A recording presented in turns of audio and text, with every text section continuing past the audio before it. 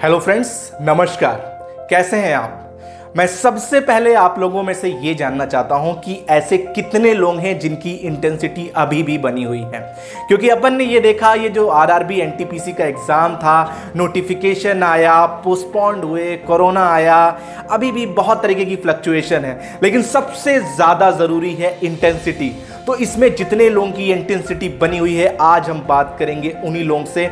आज हम ये बात करेंगे कि आप लोगों ने पहले भी बहुत से एग्ज़ाम दिए हैं, आप लोगों के कुछ एग्ज़ाम निकले हैं, कुछ नहीं निकले हैं। तो हम ये जानेंगे कि ये जो आरआरबी एनटीपीसी की जो सीट्स हैं, वैकेंसीज हैं, इसमें हमारा क्या चांसेस है। 1.26 करोड़ एप्लीकेशन आए हैं फर्स्ट लेवल में क्वालिफाई करने के लिए। ऐसे कौन से पॉइंट्स हैं, आज हम बात करेंगे उन्हीं 5 पॉइंट्स पे। और मैं एक बात आपको लिख के दे सकता हूं कि अगर ये 5 चीजें आपने फॉलो कर ली और आपकी मेहनत बहुत सही है और आपकी प्रैक्टिस है, तो इस बार आपको कोई रोक नहीं पाएगा। चलिए स्टार्ट करते हैं। सबसे पहले जानते हैं कि वो पहली चीज क्या है। सबसे पहली चीज है क्लॉक इज योर फ्रेंड। बोलते हैं ना, ये जो घड़ी है, ये जो समय की घड़ी है, यही आपकी दोस्त है, यही आपका दुश्मन है। जिस इंसान ने समय को समझ लिया और समय के हिसाब से बदलाव करके आगे बढ़ा, उसे रोकना बहुत कठिन होता है। अब आपको भी पता है कि यहाँ पे हैं अपने पास 100 क्वेश्चन 90 मिनट्स। तो आपको ये प्लान करना है कि ये जो 90 मिनट्स में मेरी अप्रोच क्या होगी, किस सेक्शन को मैं कितना टाइम अलॉट करूंगा और मैं कहाँ कितना रुकूंगा। क्योंकि अगर आपने ये सही तरीके से प्लान कर लिया और एग्जीक्यूट कर लिया, तो ये एग्जाम आपका है। क्योंकि बोलते हैं ना, ये जो घड़ी की सुई जब नीचे जाती है, तो अगर आपके 2 क्वेश्चन गलत हो गए हैं, तो वहीं से आपका कॉन्फिडेंस भी ब्रेक होता है, तो आपको वापसी की भी जरूरत है। तो इस घड़ी के साथ दोस्ती कर लीजिए और ये जो समय है जो नीचे गिरेगा, इसमें नर्वस नहीं होना है। अपना कंसंट्रेशन बनाए रहना है, फोकस बनाए रहना है और बढ़ते रहना है। अब बात करते हैं दूसरे पॉइंट की कि read all the questions properly before answer. इसका मतलब यह है कि किसी भी क्वेश्चन का आंसर मार्क करने से पहले उस क्वेश्चन को पूरा पढ़िए। फॉर एग्जाम्पल, अपन ने बात किया कि लास्ट बार जो क्रिकेट का फाइनल हुआ था वर्ल्ड कप का, उसमें कौन सी टीम हारी थी। तो बहुत बार क्या होता है कि जैसे ही हम देखते हैं कि वर्ल्ड कप फाइनल के ऊपर आया है, कौन सी टीम की बात हो रही है, जो टीम जीती है, हम वो मार्क कर देते हैं। हम ये पढ़ते ही नहीं है कि लास्ट में वो जो जीती और हारी वाला है वो क्या डिफरेंस है। उसी तरीके से आपने जनरल इंटेलिजेंस में देखा होगा, रीजनिंग में देखा होगा, अपन क्वेश्चंस को सीटिंग अरेंजमेंट में सॉल्व करना स्टार्ट कर देते हैं और कहीं अगर एक माइनर सी चीज जो अपन ने नहीं पढ़ी ध्यान से या मिस कर गए, उसके चक्कर में अपना अरेंजमेंट फिट नहीं बैठता। फिर हम क्या करते हैं, वापस जाते हैं, पूरा चेक करते हैं, टाइम का वेस्टेज होता है। तो ये वो समय है कि अगर आपने 20 सेकंड क्वेश्चन को ज्यादा दे दिया और ध्यान से पढ़ लिया, तो अब जो उसके बाद मेहनत होगी उस आंसर को निकालने की, उस क्वेश्चन की, वो राइट डायरेक्शन में होगी। तो ये बहुत ही इंपॉर्टेंट पॉइंट है। इसके बाद अपना जो थर्ड पॉइंट है, प्ले इन योर जोन। इसका मतलब है कि हर इंसान की अपनी स्ट्रेंथ और वीकनेस होती हैं।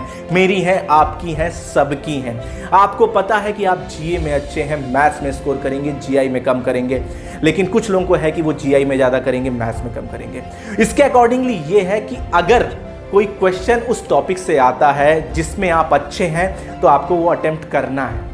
और अगर किसी क्वेश्चन में आपने डिसाइड कर लिया है कि इस पे मेरा उतना फोटे नहीं है, मैं उतना स्ट्रांग नहीं हूँ, तो आप उसको छोड़ सकते हैं, आप उसमें आगे बढ़ सकते हैं। लेकिन जो आपकी स्ट्रेंथ वाले क्वेश्चन हैं, वो आपको बिल्कुल अटेम्प्ट करने हैं और उसमें आपकी ये कोशिश होनी चाहिए कि इसमें मुझे 99% एक्यूरेसी के साथ आंसर तक पहुंचना है। क्योंकि ये आपका एरिया है और अगर मैं अपने एरिया में हिट नहीं कर पाऊंगा, अपने एरिया में स्कोर नहीं कर पाऊंगा, तो आगे बहुत डिफिकल्टी हो जाएगी।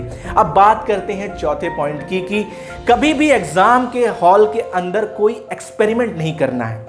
एक्सपेरिमेंट का मतलब समझते हैं ना आप, जैसे किसी क्वेश्चन को अपन करते थे प्रॉफिट एंड लॉस को, उसका एक फॉर्मूला था और मैं फॉर्मूला भूल गया, तो मैं बहुत दिमाग लगाऊंगा कि यार फॉर्मूला तो मैं भूल गया, लेकिन एक मैं काम करता हूं, शॉर्टकट ट्रिक से मैं बैकएंड से ऐसे जाने की कोशिश करता हूं।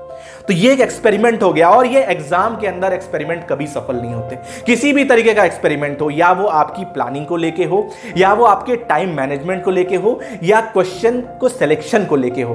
अब देखिए, आप पहले से डिसाइड करके जाते हैं कि मैं इस सेक्शन में इतना टाइम दूंगा, इस क्वेश्चन को अटेम्प्ट करूंगा, इस क्वेश्चन को छोड़ूंगा, और एग्जाम में आप अपनी स्ट्रेटेजी में ही नहीं खेलेंगे, तो कहीं ना कहीं ये बैकफायर कर जाएगा और आपका नुकसान हो जाएगा और टाइम वेस्ट हो जाएगा। और वो प्रीसियस टाइम जो एक एक मिनट इंपॉर्टेंट है, आप कहीं ना कहीं खो जाएंगे और ये मेरिट लिस्ट जो बनने वाली है उससे आप नीचे उतर जाएंगे। और बात करते हैं 5वें पॉइंट की, कंट्रोल योर नर्व्स। अपनी नर्व्स पे कंट्रोल करना है। बहुत बार क्या होता है कि कभी कोई सेक्शन थोड़ा सा डिफिकल्ट आ जाता है, उस समय हमें क्या लगता है यार मुझसे क्वेश्चन नहीं बन रहा।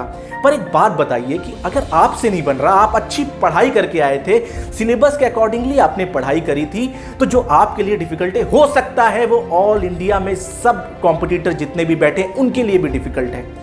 तो उसमें अपना नर्व्स कंट्रोल नहीं करना है कि यार मुझे 75 चाहिए थे और पेपर डिफिकल्ट आ गया, मैं 60 ही बना पा रहा हूं। ये सब छोटी छोटी चीजें हैं। अगर भैया आप 60 बना पा रहे हो, पेपर डिफिकल्ट था, तो कट ऑफ अपने आप नीचे चला जाएगा, तो आपको टेंशन नहीं लेनी है। आपको अपने ऊपर बिलीफ रखना है कि हाँ यार मैं पढ़ के आया था और ये क्वेश्चन कठिन है। अगर ये क्वेश्चन रियल में कठिन है इसीलिए मैं नहीं बना पाया, लेकिन बाकी जो है उनको भी डिफिकल्ट लग रहा होगा।